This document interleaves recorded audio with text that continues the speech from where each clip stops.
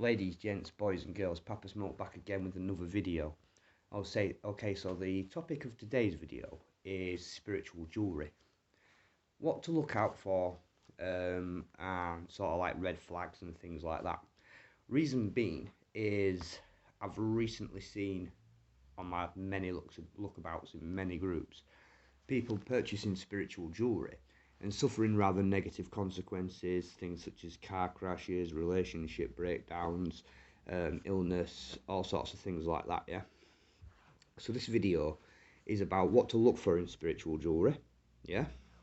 And what to look for in terms of what to avoid. Okay, so the first thing you must consider is spiritual jewellery, purchasing spiritual jewellery isn't like purchasing normal jewellery, yeah? You don't just have the aesthetic to consider, although it is important in the process, and certain symbology in the aesthetic can be extremely important in the process, yeah? But you don't just have the aesthetic to consider. You have the material to consider, you have other pieces of jewellery in your collection to consider, you have where you're going to keep this and what's going to be around this to consider, and you have sort of aftercare and other sort of things to consider. So there are many different kinds of spiritual jewellery, yeah? In Vodou, it's common practice for us to put the essence of a luar or the essence of another spirit, such as a jarb or a zombie or whatever floats your boat, into a piece of spiritual jewellery for a specific intention, whether that's money drawing, whether it's protection, whether it's baneful work, anything like that, whether it's connection with that specific spirit in their specific realm, anything like that, yeah?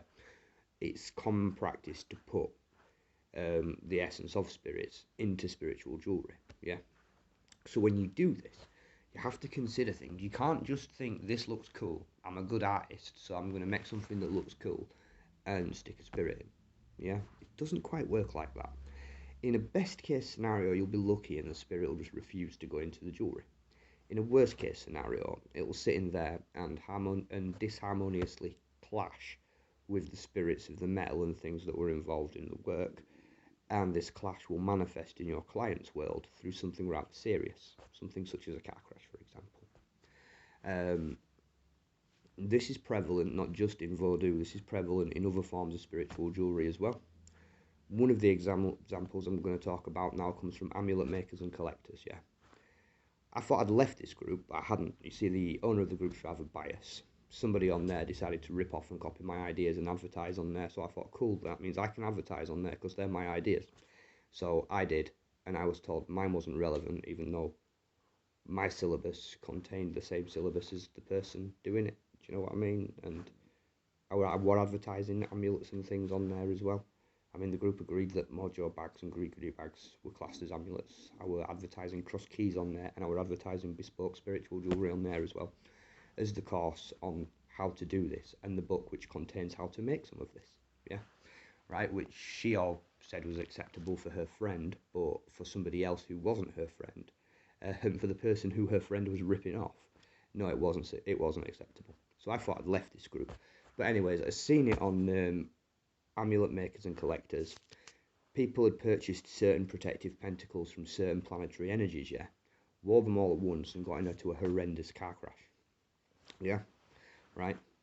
That's because when you create spiritual jewellery, you cannot box shift, yeah? If your client orders ABCD piece, yeah, ABCD piece has to be harmonious. You have to send care instructions, sorry, I was thinking about the car crash. You have to send care instructions, and within those instructions, if A, B, C and D piece are not harmonious, you need to say, right, A can't be kept near this, B can't be kept near this, I'm going to have to send them separately because they're not harmonious, yeah? You can't just box shift, regardless of the fact of whether it's a spirit, whether it's a planetary energy, whether it's a demon.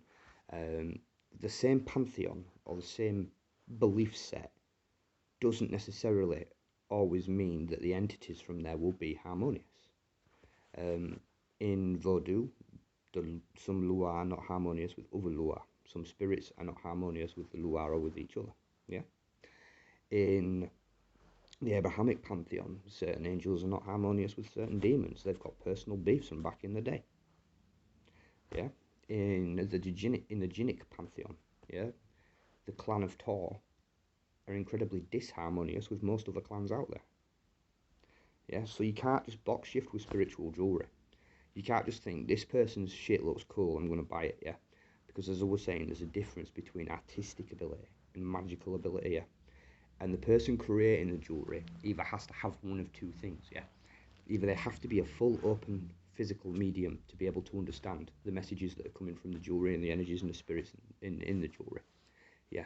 To be able to give that sort of level of advice and aftercare to the clients, and to be able to tell them things to avoid causing a major spiritual clash in their microcosm. Because wearing pieces of spiritual jewellery that are not harmonious, yeah, with each other, is going to cause something such as that. And this particular customer of this particular group was punished because they weren't given the care advice, and they were just box shifted. They were just sold to. They weren't served, they were just sold to. That's the difference in magic. Don't buy off people that just sell to you. Buy off people that serve you. Yeah, right? Because if you buy something disharmonious from people just caring about numbers, yeah, and you wear it at once thinking it all looks cool together, and you know they're all protective, so element A should complement B, should complement C, should complement D, and they haven't told you that two of them aren't harmonious with the other two, yeah, you're going to wear them all at once thinking you're going out in an uber spiritual armor, and your car gets crunched. Now, another thing as well, don't let practitioners get into your head and look at things objectively and cold through the eyes of reality, not through what your heart desires, yeah? Because at the end of the day, somebody posted about this, and other people started jumping on and defending this person and making all sorts of excuses up for it. And the person who'd had the car crash themselves posted a picture of their mangled wreck and says, well, there's not a mark on me. There's not a mark on it. The only part of the car that wasn't wrecked was the driver's side by the looks of it. But the fact that the car wreck happened was the warning, basically, was the energies and the spirits involved within the jewellery saying, in this case, planetary energy, so planetary bodies saying, listen, we don't gel harmoniously with each other. It's not going to be so easy and so soft next time, yeah? Right? And instead this person's like, yeah, but this is how good the protectiveness is because I got into this crash and it didn't happen. Yeah, but you got into the crash because of the disharmonious clash. Yeah, so that's one thing to think about. If you're going to buy it, ask the practitioner about what it's harmonious with, what it's not harmonious with. In fact, hell, if they don't tell you and give you advice anyway, don't pay. Don't buy it. Right? If you want spiritual jewellery, come to me. I'll give you advice, we'll pick a piece together.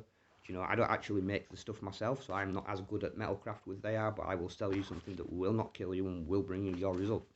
Do you understand? Other types of things to avoid in spiritual jewellery as well is you can't neglect it. Some has to be fed. Some has to be cared for in specific ways. You can't neglect this. If you do, the spirits within inside the jewellery will start to degrade and they'll start to feed off you and attack you. Think about what resonates with the spirit as well, yeah?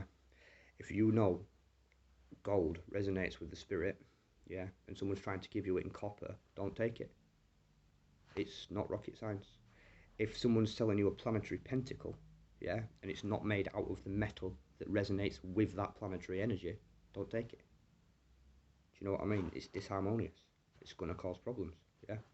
Don't buy spiritual jewellery with your eyes, yeah? Not like you buy normal jewellery. Buy it with your mind, yeah?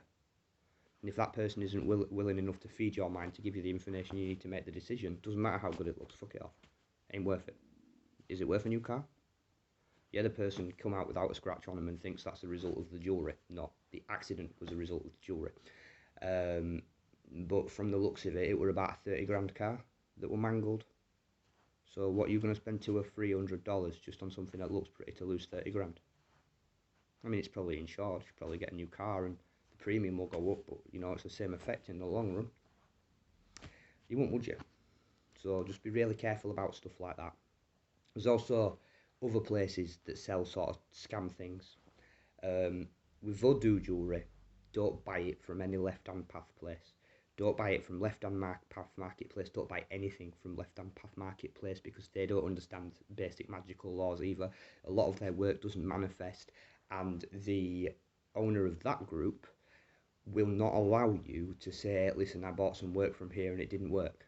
Do you know what I mean? She won't allow you to post anything what she perceives as negative about the practitioners. She claims you should do the research yourself, but if you bought from there and that's where you buy from, then you should be able to find reviews on there, positive or negative, so you can make your decision. What if you only buy from there? You know what I mean? What if you're a 75-year-old that doesn't know much about the internet and only buys from there? Do you know what I mean? You've got to be careful where you go from.